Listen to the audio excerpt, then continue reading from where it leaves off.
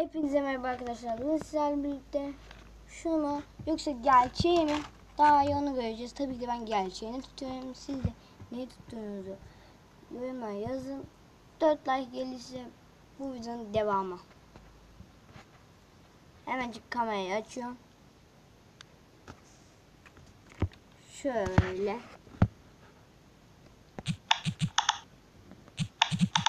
Bu böyle. Böyle tamam. Böyle yapılıyor. Peki bunda nasıl oluyor? Bak. Parmak izi. Arkaya bunu da çevireceğim. Ve o bir altı mı eksi mi olduğunu göreceğiz.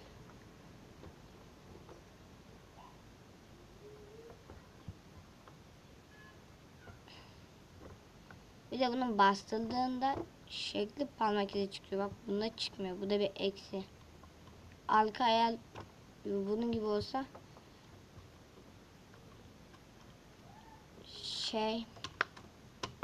bak bunlarla bastırdığında iyi bastırmazsan bunu da istersen kötü bastır. Bu da bir eksi. Üçüncü. 2 eksisi oldu. Neyse hadi hızlı ol. Tamam. Bakalım yuvarlak çıkmıyor bak. Hepinizi görün. Yuvarlak çıkmıyor.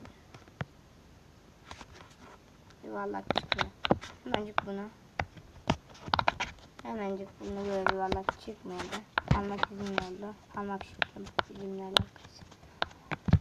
İşte bu 3 eksi oldu. Şimdi kamerayı kapatayım.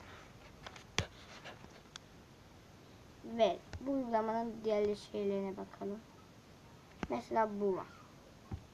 Bu neymiş? Bir şey oluyor. Böyle bir şey var. Yani bu düz olarak daha güzel. Hepinize söylüyor. Yani bak uygulamasını sadece dönüyor. Stres falan atmıyor.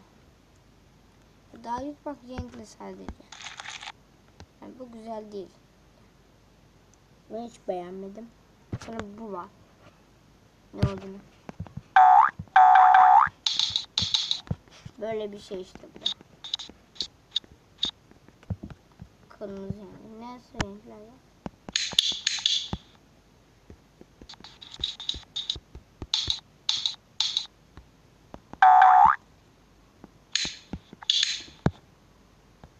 Bu da böyle bir dandik bir şey.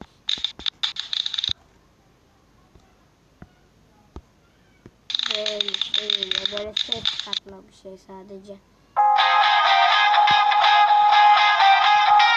Şuraya gitti ekran ya.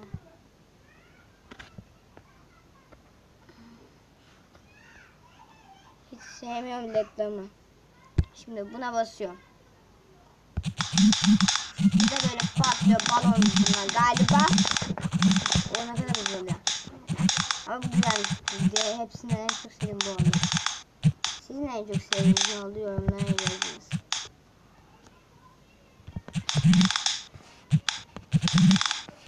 Böyle. Bir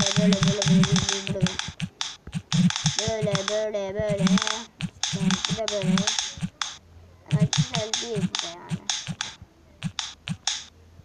Hepsinin gerçeği daha güzel. 150 yap. Çık. Sonra şu neymiş? Bunun güzelliği. Bu çok sesli. En sevmediğim bu oldu. Bu var.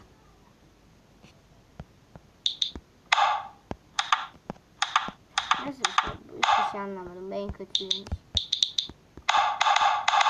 Ses yapmak istiyorum.